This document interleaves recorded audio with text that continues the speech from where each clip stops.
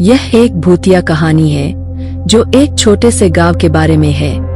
गांव में एक पुराना और खंडहर जैसा घर था जिसे भूतिया हवेली के नाम से जाना जाता था।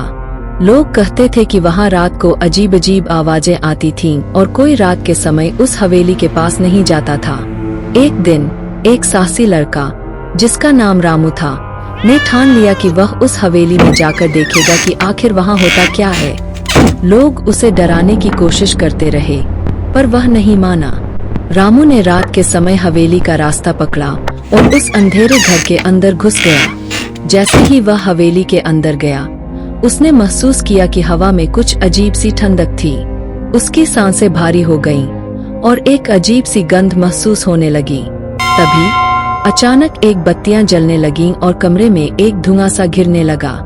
रामू ने डरते हुए देखा कि एक आकृति धीरे धीरे सामने आ रही थी। वह आकृति एक महिला की थी जो सफेद साड़ी में लिपटी हुई थी और उसके चेहरे पर कोई भाव नहीं था।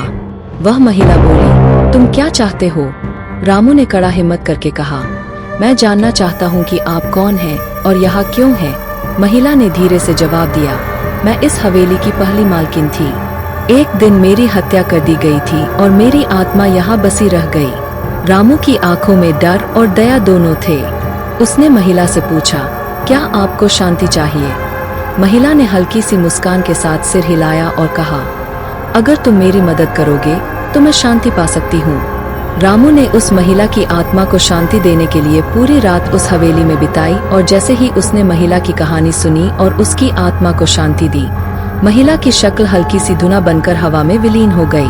अगली सुबह गांव वालों ने देखा कि हवेली अब पहले जैसी डरावनी नहीं रही थी। सब कुछ शांत था। रामू ने उन्हें बताया कि उसने उस महिला की आत्मा को शांति दी। अब हवेली फिर से एक सामान्य घर बन चुकी थी और इस तरह रामू ने साबित किया कि साहस और अच्छाई के साथ किसी भी बुरे को हराया जा सकता है। अगर आपको भूतिया कहानी अच्छी लगी तो सब्सक्राइब करें और इस तरह के वीडियो को देखने के लिए बेल बटन को दबाना ना भूलें।